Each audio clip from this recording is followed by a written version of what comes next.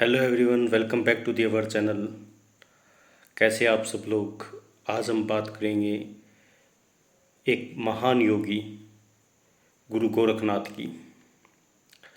गोरखनाथ को महासिद्ध योगी बोला जाता है। ऐसा क्यों? क्योंकि उनसे पहले भी बहुत सारे योगी हुए। महर्षि पतंजलि जिन्होंने योग सूत्र लिखी, भगवान गौतम बुद्ध हुए जिन्होंने विपස්සना ध्यान के बारे में बताया। लेकिन गोरखनाथ को सिद्धों का सिद्ध और नाथों का नाथ बोला जाता है, क्योंकि गोरखनाथ ने शरीर को स्वस्थ करने के लिए जितने भी प्राणायाम थे वो गोरखनाथ की खोज थी। गोरखनाथ ने न केवल प्राणायाम खोज किए बल्कि ध्यान के भी अनेकों मार्ग गोरखनाथ ने खोज किए, अनेकों मार्ग की। इसलिए गोरखनाथ ने खुद अपने शरीर को प्रयोगशाला बना दिया। लोग तो उनके नाम से उनके नाम से ये चल पड़ा गोरख धंधा। ठीक है। और गोरखनाथ का जो जन्म है वो 9वीं शताब्दी से 12वीं शताब्दी के बारे में 9वीं शताब्दी से 12वीं शताब्दी के बीच में माना जाता है। एग्जैक्टली नहीं है, क्योंकि वो उनका टाइम पीरियड लंबे समय तक था। वो लंबे टाइम तक ध्यान में भी चले जाते थे हिमालय के अंदर। तो उनकी प्रेजेंस जो थी, जो 300 सालों तक थी, 9वीं से 12वीं शताब्दी के अंदर। ठीक है। तो गोरखनाथ के बारे में आज हम गोरखनाथ के बारे में आज हम चर्चा करेंगे और गोरखनाथ के प्रवचन के बारे में कुछ चर्चा करेंगे। गोरखनाथ ने कहा था कि मन ही मनुष्य का मित्र है और मन ही उसका शत्रु है। इस एक वाक्य में जीवन का पूर्ण रहस्य छिपा था।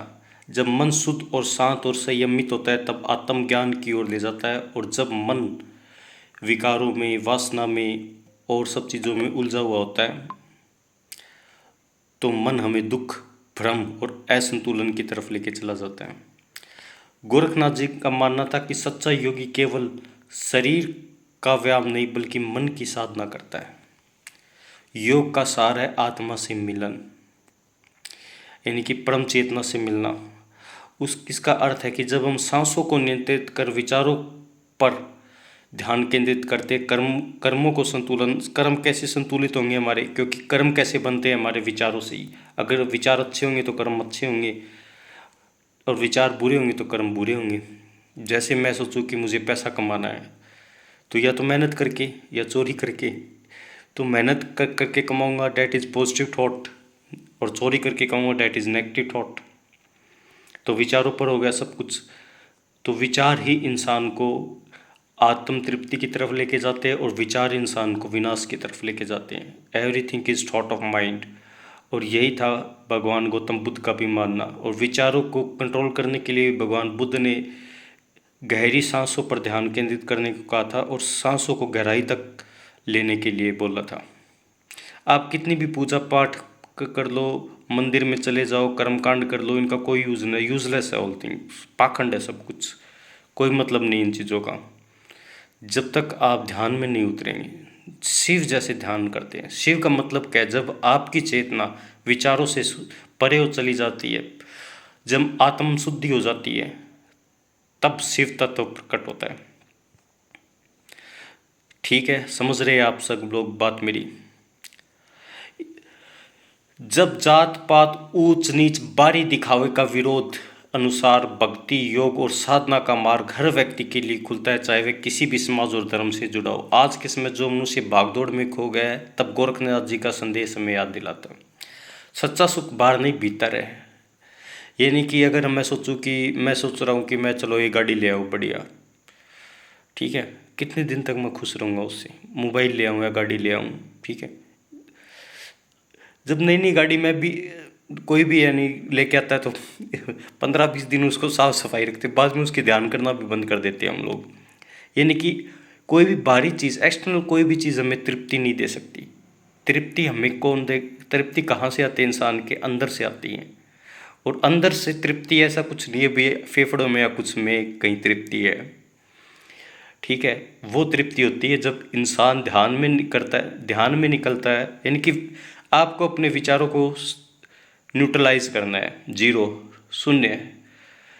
इसीलिए एक बौद्ध धर्म के वो हुए थे, क्या नाम भूल गया मैं उनका, नागार्जुना। ठीक है, उन्होंने शून्यवाद का सिद्धांत दिया था बौद्ध धर्म से ही। शून्यवाद का मतलब विचारों सारी एक ही चीज़, सब लोग महान जितने भी थे, गोरखनाथ हो, बुद्ध हो या ये नागार्जुन हो, इन सब का मार्ग एक ही तरफ लेके जाता है, अंदर की शुद्धि। अंदर की शुद्धि मतलब विचारों की शुद्धि, विचारों की शुद्धि मतलब विचार न्यूट्रलाइज जीरो, और विचार जीरो हो गए तो सिर्फ चेतना हो गई आपकी, कॉन्शियसनेस यानी चेतना हो गई प्योर, और प्योर चेतना का मतलब है दैट इज शिव।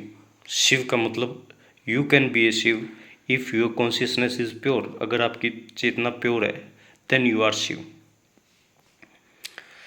हर दिन हम ध्यान और मन को शांत में आत्मचिंतन में लगाए तो हम धीरे धीरे ईश्वर को भी पा सकते हैं, जिसकी हम खोज बाहर करते हैं।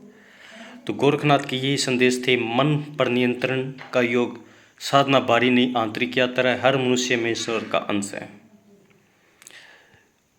तो यही मैं आपको समझाना चाहता हूँ कि पूजा पाठ बाहरी पाखंड इनसे कुछ नहीं होगा। आप कोई भी ग्रंथ पढ़ लो, क्या होगा उससे? कुछ नहीं होगा। आपके विचार में चेंज आया, कुछ आपके थॉट में कुछ चेंज आया।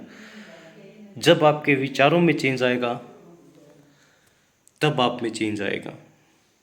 ठीक है, वे ऑफ द लाइफ। इंसान के पास धन संपत्ति या कुछ भी मेटेरियलिस्टिक लाइफ लेकर के भी खुश नहीं हो, इतना खुश नहीं हो सकता जितना कुछ भी नहीं है। बड़े बड़े संत ऋषि जिनके पास कुछ नहीं है but still they are happy.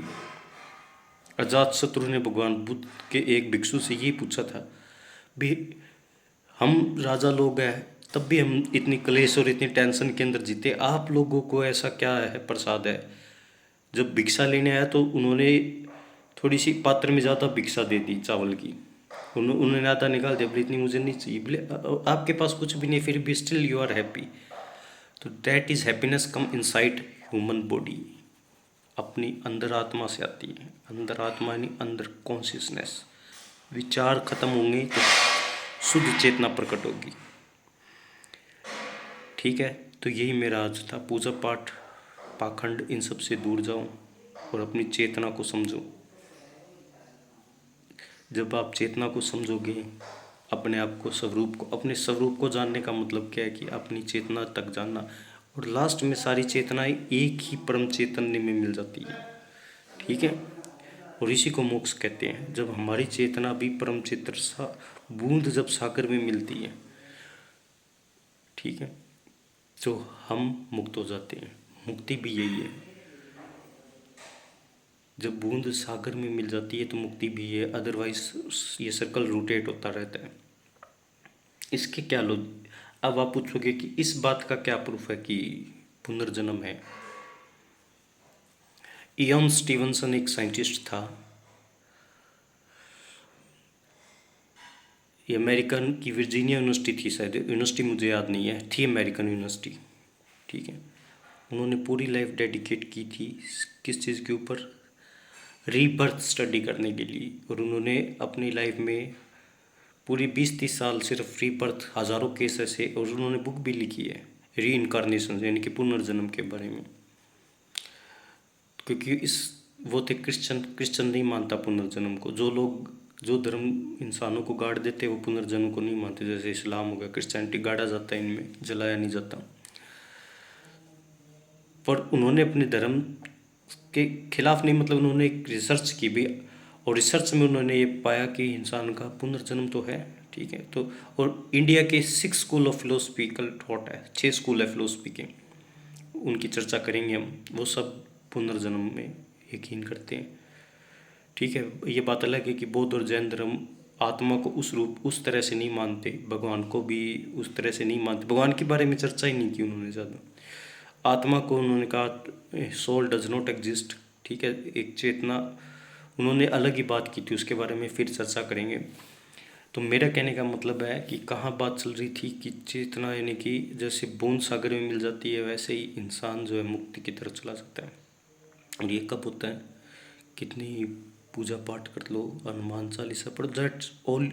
आधे तो जितने भी ये पाखंड है ये सब ब्राह्मणों के फैलाए हुए हैं, झूठी कहानियाँ लिखी हुई है, डे कोई यूजलेस है, कोई मतलब ही नहीं इन सब चीज़ों का। तो मैं यही कहना चाहूँगा कि आप अपना ध्यान की तरफ गुजरिए, अपने मन की शुद्धि करें। मन की शुद्धि कोई हैवी डोजेस तो है नहीं कोई भी आपने ले ली और मन शुद्ध हो गया। उसके लिए तो ध्यान में उतरना पड़ेगा। इसका एक फ़ायदा और है, मेमोरी भी इंक्रीज़ होती है। जैसे जैसे इंसान का दिमाग शांत हो जाता है, गुस्सा नहीं आएगा फिर कोई चीज़ को, ठीक है, गुस्सा कोई चीज़ का आएगा ही नहीं। और आपका दिमाग जो है शांत होता जाएगा, शांत होता जाएगा तो आपकी मेमोरी इंक्रीज़ होती जाएगी। आज के लिए इतनी, कल फिर कोई नई नई चर्चा करेंगे एक महान संत के साथ।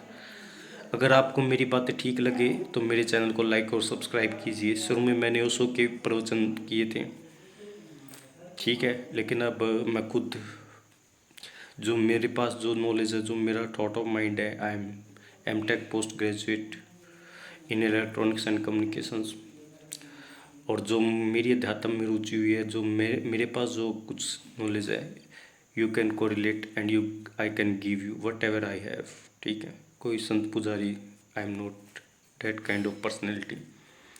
तो अगर आपको मेरी बातें पसंद आए then please like and subscribe my channel. और कोई माइक नहीं, कोई कुछ नहीं, मैं सीधा ही ये सिर्फ फ़ोन लेके रिकॉर्ड कर रहा हूँ। कुछ लोग बंदे जुड़ेंगे, चैनल थोड़ा ठीक होएगा, then I will make studio. तो आपको तो सिर्फ कंटेंट मिलना चाहिए ना, क्या मतलब है इन सब चीज़ों से, ठीक है। एक्स्ट्रा माइक और ये सब चीज़ों से आपको वो सब चीज़ें मैं यहाँ दे दूँगा।